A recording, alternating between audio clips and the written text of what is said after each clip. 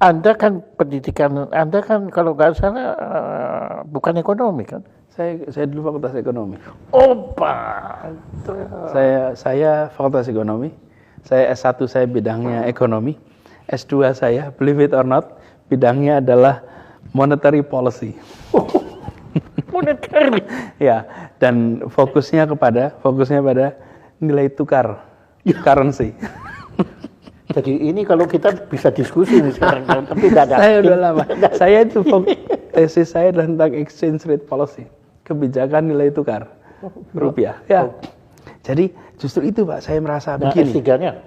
S3 saya bidang political economy and development, pembangunan Tapi tetap ada ekonominya. Tetap. Oh, makanya. Oh, jadi saya salah pengertian.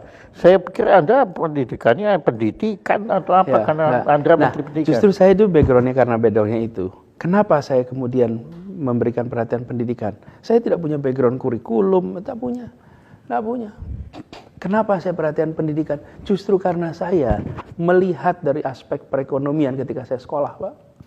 Saya menyaksikan apa yang membuat bangsa-bangsa ini dahsyat, hebat. Kenapa Korea dalam waktu 60 tahun bisa meraih yang Eropa Barat perlu capai dalam 300 tahun. Korea 60 tahun. Jepang melakukan dalam waktu 120 tahun, ekuivalen dengan Eropa yang 350 tahun. What's going on? Investment on human capital. Itu, karena itu kemudian pendidikan penting. Dan pendidikan itu bukan bicara tentang skill, keterampilan, bukan, karakter, that's the key. Apa yang membuat Jepang dahsyat? Ya karakternya. Karakter itu dua. Karakter moral, jujur, rendah hati, beriman, bertakwa, itu karakter moral. Yang kedua, karakter kinerja.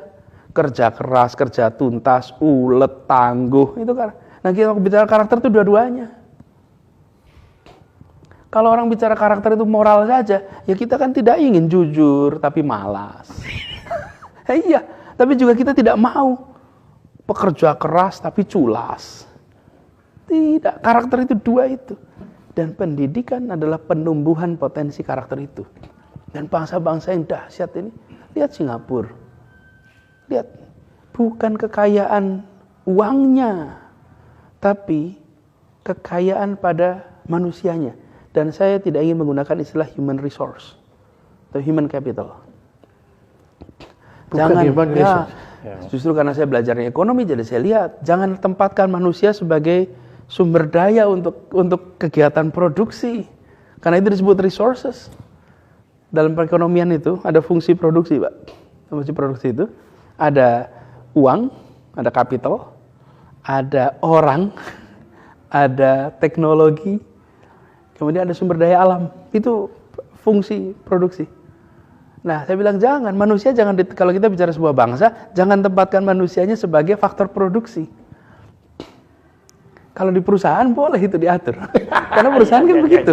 Ada orangnya deh. Tapi kalau negara tidak boleh. Di dalam pengelolaan sumber daya manusia di perusahaan iya. Jadi Anda juga sepaham dengan pendapat bahwa mengelola negara itu beda dengan mengelola perusahaan. Tentu. Ya. Karena itulah di dalam sebuah negara ini seperti ini. Makanya kenapa saya bicara fokus waktu itu dorong pendidikan. Justru karena background saya, bicara perekonomian saya menyaksikan, Republik ini kalau mau maju, maka human capital harus dikembangkan.